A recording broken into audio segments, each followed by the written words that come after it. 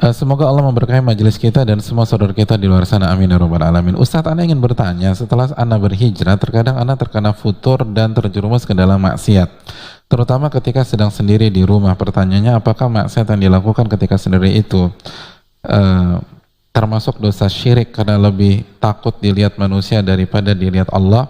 Apakah amalan selama Ana berhijrah lenyap karena maksiat tersebut?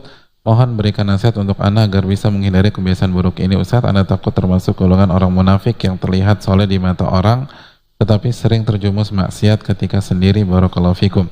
Ya, terima kasih jazakallahu khair atas pertanyaannya. Kita tahu bersama sebuah hadis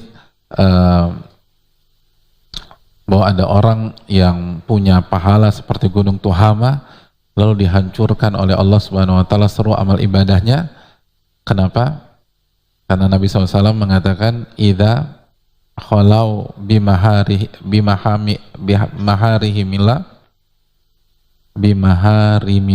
intahakuha. Mereka ketika sedang sendirian dengan maksiat kepada Allah, dia kerjain tuh maksiat. Itu membuat hancur lebur amal ibadahnya sebesar gunung. Tapi perlu kita ingat, di sisi lain Nabi juga bersabda, kullu ummatin mu'afan illal mujahirin. Semua umatku dimaafkan sama Allah kecuali orang-orang yang menampilkan maksiatnya. Menampilkan maksiatnya terang-terangan.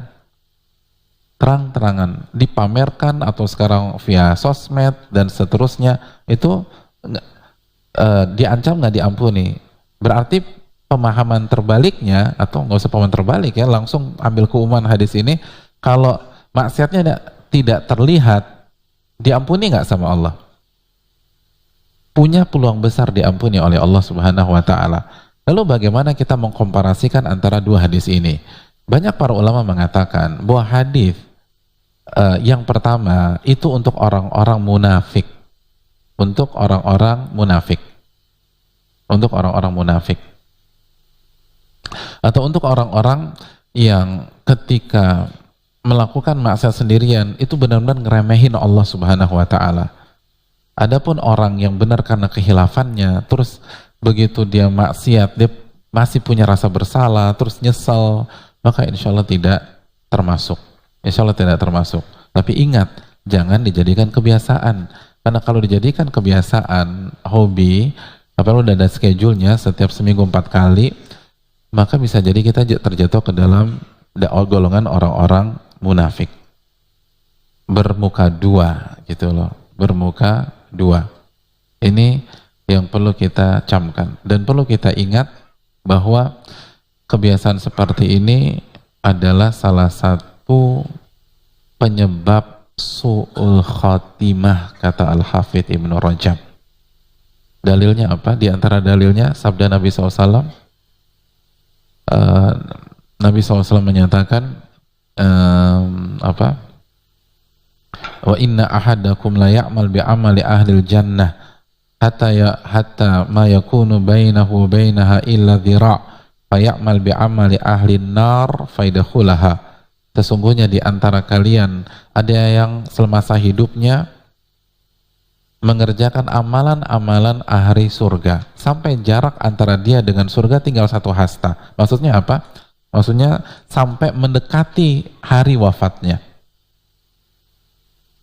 Fayasbiqu alaihil kitab, lalu kitab catatan takdirnya berkata lain, dia tergelincir di akhir hayatnya dan dimasukkan ke dalam api neraka. Hadis ini sahih riwayat Imam Bukhari, dan dalam riwayat yang lain Nabi jelaskan apa penyebabnya, kok bisa nih orang mengerjakan amalan-amalan surga terus kepleset. Dan ini keluar dari kaidah umum. Kaidah umumnya, kalau kita mengerjakan amal soleh, akan mengundang amal soleh berikutnya, akan mengundang amal soleh yang ketiga mengundang yang keempat mengundang kelima sampai husnul khatimah. Tapi ini kok bisa beda? Dijelaskan dalam riwayat yang lain, kata Nabi, fima yadhar finnas, atau bima yadhar finnas o kamakal. Dia mengerjakan amal-amal soleh hanya di hadapan manusia. Di hadapan manusia. Kalau manusia nggak ada, dia maksiat kepada Allah. Itu penyebab su'ul khatimah. ending yang buruk ketika kita meninggal dunia.